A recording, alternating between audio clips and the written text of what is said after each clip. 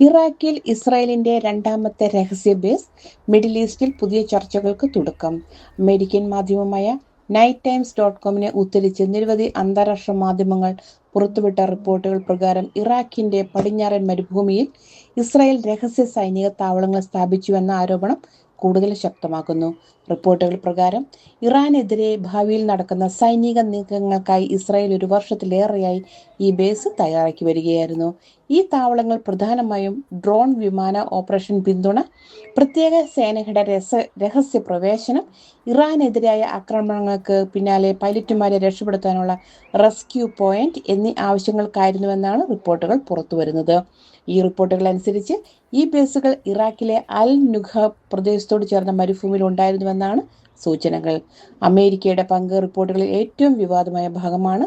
അമേരിക്കയ്ക്ക് ഈ ബേസുകളെക്കുറിച്ച് മുൻകൂട്ടി അറിവുണ്ടായിരുന്നുവെന്നാണ് ആരോപണം. എന്നാൽ ബാഗ്ദാദിലെ ഇറാഖ് സർക്കാരിനെ പൂർണ്ണമായി വിവരം അറിയിച്ചില്ല എന്നാണ് റിപ്പോർട്ടുകൾ ഇതിനകം സൂചിപ്പിക്കുന്നത്. റിപ്പോർട്ട് ഈ പ്രകാരം US എയർക്രാഫ്റ്റ് സുരക്ഷ എന്ന പേരിൽ ചില ഇറാഖി റഡാർ സംവിധാനങ്ങൾ താൽക്കാലികമായി പ്രവർത്തനം കുറയ്ക്കുവാൻ സമ്മർദ്ദം ചെലുത്തിയിരുന്നതായും ആരോപണം ഉയരുന്നു.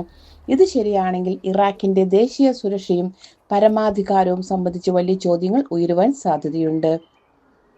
ചില റിപ്പോർട്ടുകൾ പുറത്തു വരുന്നതിനനുസരിച്ച് രാത്രിയിൽ സംശയാസ്പദമായ ഹെലികോപ്റ്റർ നീക്കങ്ങൾ കണ്ടിറങ്ങിയ ഇറാഖി സേന പ്രദേശം പരിശോധിക്കാൻ എത്തിയപ്പോൾ വ്യോമാക്രമണം നേരിട്ടുവെന്ന ആരോപണമുണ്ട്. ഒരു ഇടയൻ ഈ രഹസ്യ കേന്ദ്രം കണ്ടെത്തിയതിനു പിന്നാലെ കൊല്ലപ്പെട്ടുവെന്ന വിവരവും പുറത്തു വന്നിട്ടുണ്ട്. ഈ വിവരങ്ങളെല്ലാം സ്വതന്ത്രമായി പൂർണ്ണമായി സ്ഥിരീകരിക്കപ്പെട്ടിട്ടില്ല. ഇസ്രായേലിന്റെ പ്രതികരണം എന്നത്തെപ്പോലെയും പതിപോലെ നോ കമന്റ്സ് എന്ന രീതിയിലാണ് തുടരുന്നത്. ഇറാഖിന്റെ പ്രതികരണം: ഇറാഖ് സർക്കാർ തങ്ങളുടെ അറിവില്ലാതെ വിദേശ സൈനിക സാന്നിധ്യം ഉണ്ടായിരുന്നുവെന്ന റിപ്പോർട്ടുകൾ പരിശോധിക്കുകയാണെന്ന് അറിയിച്ചു. ഇറാഖ് ഭൂമിയിലെ മറ്റൊരു രാജ്യത്തിനെതിരായ യുദ്ധത്തിന് ഉപയോഗിക്കാൻ അനുവദിക്കില്ല എന്ന് വ്യക്തമാക്കി.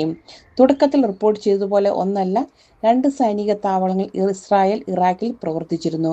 ഇറാനെതിരായ ഭാവിയിലെ സാധ്യമായ പ്രവർത്തനങ്ങളെ പിന്തുണയ്ക്കുന്നതിനായി 2024 അവസാനത്തോടെ പടിഞ്ഞാറൻ ഇറാഖിലെ ഒരു താവളവും പിന്നീട് 2025 ജൂണിൽ ഇറാനുമായുള്ള യുദ്ധത്തിൽ IDF ഉപയോഗിച്ചു.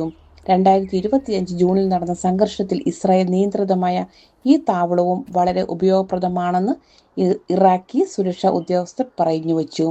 അമേരിക്കൻ വിമാനങ്ങളെ സംരക്ഷിക്കുന്നതിനായി ഇറാനുമായുള്ള 2 യുദ്ധങ്ങളിലും ഇറാഖിന്റെ റഡാർ സംവിധാനങ്ങൾ അടച്ചുപൂട്ടാൻ US ഉത്തരവിട്ടതായും ഉദ്യോഗസ്ഥർ പറഞ്ഞു.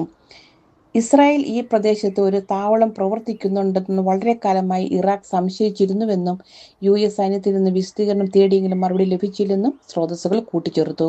കൂടുതൽ വിവരങ്ങൾ ലഭിക്കുന്നതിനായി RGBC ന്യൂസ് ഫോളോ